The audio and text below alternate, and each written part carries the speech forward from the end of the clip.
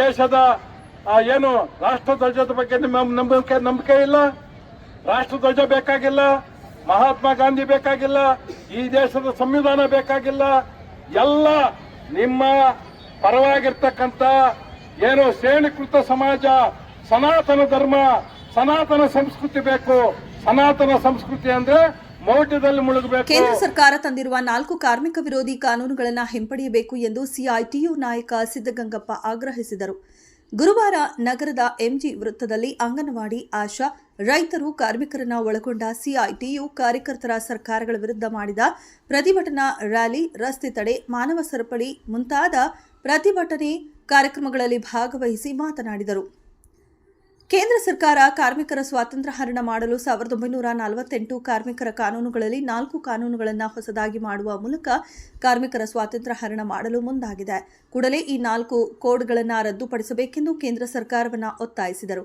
ಕೇಂದ್ರ ಸರ್ಕಾರ ಬೀಜ, ರೈತ, ವಿದ್ಯುತ್ ಮುಂತಾದ ರಂಗಗಳಲ್ಲಿ ಮಾಡುತ್ತಿರುವ ಅನ್ಯಾಯವನ್ನು ಖಂಡಿಸಿ ಇಂದು 12 ಕೇಂದ್ರ ಕಾರ್ಮಿಕ ಸಂಘಟನೆಗಳು ದೇಶವ್ಯಾಪಿ ಅಂಗನವಾಡಿ ಆಶಾ ಕಾರ್ಯಕರ್ತರೊಂದಿಗೆ ಸುಮಾರು 35 ಕೋಟಿಗೂ ಹೆಚ್ಚು ಮಂದಿ ಇಂದಿನ ಮುಷ್ಕರದಲ್ಲಿ ಭಾಗವಹಿಸಿದ್ದಾರೆ. ಮಹಾತ್ಮ ಗಾಂಧಿ ರಾಷ್ಟ್ರೀಯ ಉದ್ಯೋಗ ಖಾತ್ರಿ ಯೋಜನೆಯನ್ನ ಜಿ ಯೋಜನೆಯನ್ನಾಗಿ ಮಾಡುತ್ತಿರುವುದು ಗ್ರಾಮೀಣ ಕೂಲಿ ಕಾರ್ಮಿಕರಿಗೆ ಮಾಡುತ್ತಿರುವ ಅನ್ಯಾಯ ಎಂದರು. ಮೋದಿಜಿ ಸರ್ಕಾರ ರೈತರ ಫಲವತ್ತಾದ ಭೂಮಿಯನ್ನ ಕಬಳಿಸಿ ಕಡಿಮೆ ಬೆಲೆಗೆ ಮೋದಿ ಆಪ್ತರಾದ ಅಂಬಾನಿ, ಅದಾನಿ ಮುಂತಾದ ಉದ್ಯಮಿಗಳಿಗೆ ನೀಡುತ್ತಿರುವುದು ಖಂಡನೀಯ ಎಂದರು. ಇವತ್ತು ಜಂಟಿಯಾಗಿ ರೈತ ಕಾರ್ಮಿಕರ ಜಂಟಿ ಹೋರಾಟವನ್ನ ಇವತ್ತು ಭಾರತ ದೇಶಾದ್ಯಂತ ಇವತ್ತು ಮಾಡ್ತಾ ಇದ್ದೀವಿ. ಇವತ್ತು ಈಗ ತಾನೇ ಬಂದಿರತಕ್ಕಂಥ ಮಾಹಿತಿ ಪ್ರಕಾರವಾಗಿ ಇಡೀ ಭಾರತ ದೇಶದಲ್ಲಿ ಸುಮಾರು 35ರಿಂದ 40 ಕೋಟಿ ದುಡಿಯುವ ಜನ ಇವತ್ತು ಬೀದಿಗೆ ಬಂದು ಹೋರಾಟ ಮಾಡ್ತಾ ಇರ್ತಕ್ಕಂಥದ್ದನ್ನು ಈಗ ನಾವು ನೋಡಬಹುದಾಗಿದೆ. ಇಂತಹ ಗಂಭೀರವಾಗಿರ್ತಕ್ಕಂಥ ಹೋರಾಟವನ್ನ ರೈತರು, ಕಾರ್ಮಿಕರು ಸೇರ್ಕೊಂಡು ಇವತ್ತು ಹೋರಾಟ ಬೃಹತ್ ಮಟ್ಟದಲ್ಲಿ ಮಾಡ್ತಾ ಇರ್ತಕ್ಕಂಥದ್ದು. ಕೆಲವು ಕಡೆ ಭಾರತ್ ಬಂದ್ ಅಂತಕ್ಕಂಥ ರೀತಿಯಲ್ಲಿ ಇವತ್ತು ಬಂದ್ ಮಾಡಿರ್ತಕ್ಕಂಥದ್ದು. ಇನ್ನು ಈ ಕಡೆ ಕೂಡ ಗೌರಿಬಿದನೂರು ಮತ್ತು ಚಿಕ್ಕಬಳ್ಳಾಪುರ ಜಿಲ್ಲೆಯಲ್ಲಿ ಎಲ್ಲ ಅಂಗನವಾಡಿಗಳನ್ನ ಬಂದ್ ಮಾಡಿದ್ದೀವಿ, ಬಿಸಿ ಊಟವನ್ನ ಬಂದ್ ಮಾಡಿದ್ದೀವಿ, ಪಂಚಾಯತ್ಗಳಲ್ಲಿ ಕೆಲಸ ಮಾಡ್ತಕ್ಕಂಥ ಪಂಚಾಯತ್ ಕೆಲಸವನ್ನ ಬಂದ್ ಮಾಡಿದ್ದೀವಿ. ರೈತರು ಕೂಡ ತಮ್ಮ ಕೆಲಸಗಳನ್ನ ಬಿಟ್ಟು ಇವತ್ತು ಹೋರಾಟಕ್ಕೆ ಬಂದಿರತಕ್ಕಂಥದ್ದು ಇವತ್ತು ಐತಿಹಾಸಿಕವಾಗಿರ್ತಕ್ಕಂಥ ದಿನ. ಯಾಕೆ ಇಂಥ ಗಂಭೀರವಾಗಿರ್ತಕ್ಕಂಥ ಹೋರಾಟ ನಡೆಸಬೇಕಾಗಿದೆ ಅಂತ ಹೇಳಿದ್ರೆ, ನಿಮ್ಗೆಲ್ಲ ಗೊತ್ತಿದೆ, ಕಳೆದ ನವೆಂಬರ್ 4ನೇ ತಾರೀಕು ಕೇಂದ್ರ ಸರ್ಕಾರ ಪಾರ್ಲಿಮೆಂಟ್ ಅಲ್ಲಿ ಅನೌನ್ಸ್ ಮಾಡಿದೆ, ಇವತ್ತಿಂದ ಕಾರ್ಮಿಕರ ಕಾನೂನುಗಳು ಏನು 29 ಕಾರ್ಮಿಕ ಕಾನೂನುಗಳಿತ್ತು, 1948ರ ಕಾರ್ಮಿಕ ಕಾಯ್ದೆಯಲ್ಲಿ 29 ಕಾರ್ಮಿಕ ಕಾನೂನುಗಳನ್ನ ರಕ್ಷಣೆಯನ್ನ ಕೊಟ್ಟಿದ್ರು. ಅವನ್ನೆಲ್ಲ ಸಂಪೂರ್ಣವಾಗಿ ಹಿಂಪಡೆದು ಇವತ್ತು 4 ಸಮಿತಿಗಳಾಗಿ ಅಂದ್ರೆ ಲೇಬರ್ ಕೋಡ್ಗಳಾಗಿ ಇವತ್ತು ಪರಿವರ್ತನೆ ಮಾಡಿದ್ದೀವಿ ಅಂತ ಹೇಳಿ ಅನೌನ್ಸ್ ಮಾಡಿತು.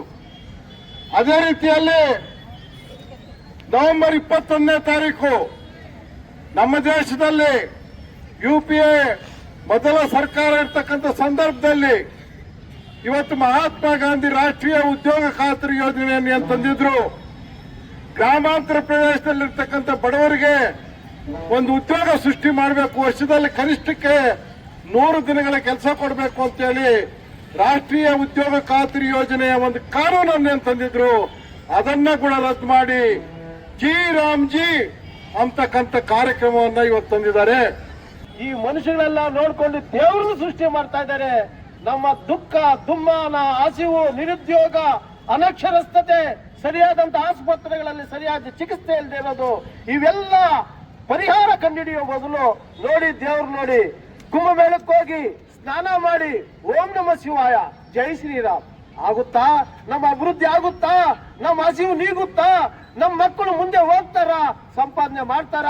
ನಮ್ಮ ಮಕ್ಕಳಿಗೆ ಉದ್ಯೋಗ ಸಿಕ್ಕುತ್ತಾ? ಕಾರ್ಮಿಕನಿಗೆ ಕನಿಷ್ಠ ವೇತನ ಸಿಕ್ಕುತ್ತಾ? ಅವನ ಜೀವನದಲ್ಲಿ ಭದ್ರತೆ ಸಿಕ್ಕುತ್ತಾ?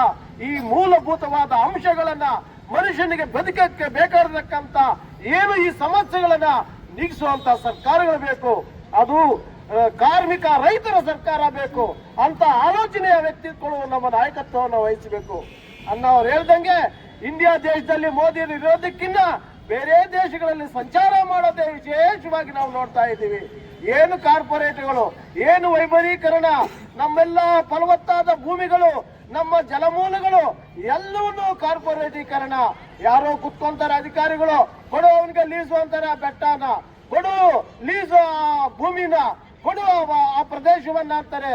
ಈ ತರ ಅವರಿಗೆ ಇಷ್ಟಾನುಸಾರ ಅವರಿಗೆ ಸಾಮಾನ್ಯ ಮನುಷ್ಯನ ಬದುಕಿನ ಬಗ್ಗೆ ಲವಲೇಶವೂ ಕಿಂಚಿತ್ತಿರತಕ್ಕಂತ ಈ ಆಡಳಿತ ವರ್ಗ ಆಗಿರ್ಬೋದು, ರಾಜಕೀಯ ವರ್ಗ ಆಗಿರ್ಬೋದು, ಮೋದಿಯಂತಹ ಸನಾತನ ಧರ್ಮ ವ್ಯಕ್ತಿ ಆಗಿರ್ಬೋದು, ನಿಜವಾಗ್ಲೂ ನಮ್ಮ ದೇಶದ ಪುರೋಗತಿಗೆ ಇವರೆಲ್ಲನೂ ಸಹಕಾರ ಆಗೋದೇ ಇಲ್ಲ. ನಮ್ಮ ಭೂಮಿಗಳನ್ನು ಕೇವಲ ₹1 ಲೀಸು ಎಲ್ಲಾದ್ರೂ ನೋಡಿದ್ದೀರಾ? ಇಲ್ಲಿ ಸೃಷ್ಟಿ ಮಾಡಿ ಸಾಮಾನ್ಯ ಮನುಷ್ಯನನ್ನ ಮೇಲಕ್ಕೆ ತರುವಂತ ಕಾರ್ಯಕ್ರಮ ತಗೊಬನ್ನಿ. ಏನು ಇವತ್ತು ದಿವಸ ನರೇಗಾ ಸ್ಕೀಮ್ ನಲ್ಲಿ ಇವತ್ತು ದಿವಸ ಎಲ್ಲ ವ್ಯವಸ್ಥೆಯನ್ನ ಕೇಂದ್ರ ಸರ್ಕಾರವೇ ಭರಿಸ್ತಾ ಇತ್ತು. ಇವಾಗ ಸ್ಟೇಟ್ 40% ಅಂತೆ, ಸೆಂಟ್ರಲ್ 60% ಅಂತೆ. ಸ್ಟೇಟ್ ಕೊಡೋದು ನೋಡ್ತಾ ಇದೀವಿ, 40% ಇವ್ರು ಕೊಡೋದಿಲ್ಲ, 60% ಅವ್ರು ಕೊಡೋದಿಲ್ಲ, ನಮ್ಗೆ ಉದ್ಯೋಗಗಳು ಬರೋದಿಲ್ಲ. ಇದಕ್ಕೆ ಏನೋ ಒಂದು ಸಾಕು. ಇಂತಹ ಒಂದು ವಿಚಾರಗಳನ್ನ ನಮ್ಮ ಕಾರ್ಯಕ್ರಮದಲ್ಲಿ ಇಂದು ನಡೆದ ಹೋರಾಟ ಸಿಐಟಿಯು ಸಂಘಟನೆ ಜಿ ಸಿದ್ದಗಂಗಪ್ಪ, ಸಿಐಟಿಯು ಜಿಲ್ಲಾ ಪ್ರಧಾನ ಕಾರ್ಯದರ್ಶಿ ಬಾಬುರೆಡ್ಡಿ, ಪಕ್ಷದ ತಾಲೂಕು ಪ್ರಧಾನ ಕಾರ್ಯದರ್ಶಿ ಗೌರಿಬಿದನೂರು ವೆಂಕಟಲಕ್ಷ್ಮಮ್ಮ, ಪ್ರಧಾನ ಕಾರ್ಯದರ್ಶಿ ಜಯಮಂಗಳ, ಅಧ್ಯಕ್ಷರು ರಾಧಮ್ಮ ಖಜಾನ್ಸಿ, ಸುಗುಣಮ್ಮ, ಎಂಆರ್ ಲಕ್ಷ್ಮೀನಾರಾಯಣ, ರೈತ ಸಂಘಟನೆ ಮುಖಂಡರು ನರಸಿಂಹಮೂರ್ತಿ, ಗ್ರಾಮ ಪಂಚಾಯಿತಿ ನೌಕರರ ಸಂಘಟನೆ ರಾಜಮ್ಮ, ಅಕ್ಷರ ದಾಸೋಹ ಸಂಘಟನೆ ನಾಗರಾಜು, ದಲಿತ ಮುಖಂಡ ಗಂಗಪ್ಪ, ವೆಂಕಟಲಕ್ಷ್ಮಮ್ಮ, ಜಯಮಂಗಳ, ರಾಜಮ್ಮ ಮುಂತಾದವರು ಭಾಗವಹಿಸಿದ್ದರು.